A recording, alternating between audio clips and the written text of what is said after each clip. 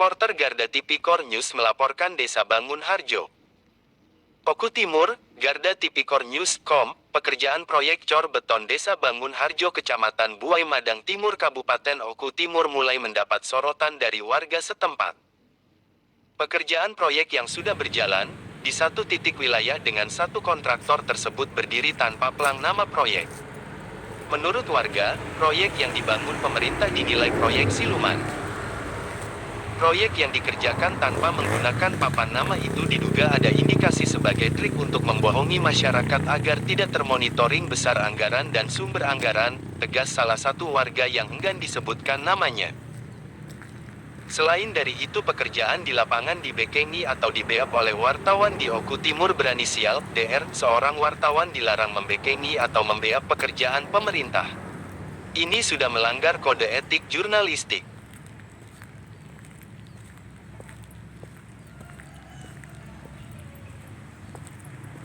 Menurutnya, sesuai amanah Undang-Undang Keterbukaan Informasi Publik KIP Nomor 14 Tahun 2008 dan Perpres Nomor 54 Tahun 2010 dan Nomor 70 Tahun 2012, Peraturan Menteri Pekerjaan Umum Nomor 29 PRTM 2006 tentang Pedoman Persyaratan Teknis Bangunan Gedung Permen PU 29/2006 dan Peraturan Menteri Pekerjaan Umum Permen PU 12/2014 di mana mengatur setiap pekerjaan bangunan fisik yang dibiayai negara wajib memasang papan nama proyek, di mana memuat jenis kegiatan, lokasi proyek, nama CV nomor kontrak, waktu pelaksanaan proyek dan nilai kontrak serta jangka waktu atau lama pekerjaan.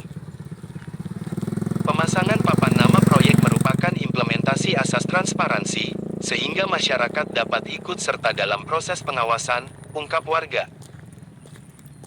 Pemasangan papan nama proyek dalam pembangunan cor beton perkotaan misalnya, pemasangan papan nama proyek ini termasuk pekerjaan persiapan termasuk 1 minggu sebelum mulai pekerjaan pemasangan papan nama proyek harus di tempat yang strategis, mudah dibaca, dan aman terhadap gangguan. Tidak hanya itu proyek tersebut juga hanya dipasang rambu di satu sisi tidak dipasang di dua sisi untuk himbauan kepada penggunaan jalan umum.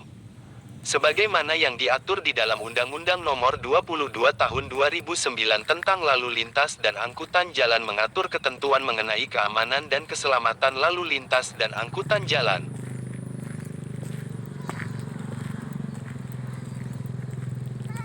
Saat awak media konfirmasi kepada warga beliau bilang pas sudah hampir 5 hari, namun yang Bapak tanyakan masalah pelang proyek, spanduk rambu-rambu di sisi jalan yang menyatakan ada orang kerja tidak ada sampai Bapak-Bapak datang saat ini, untuk diketahui oleh Bapak safety keamanan kerja aja hanya dikasih satu pekerja saja yang lengkap yang lainnya tidak dikasih apalagi mau dipasang kotak P3K tidak ada dipasang di lapangan pelaksanaannya dan semua pekerjanya pun tidak mematuhi SOP tentang K3 ucap salah satu warga Selasa tanggal 20 Desember tahun 2022 kepada awak media.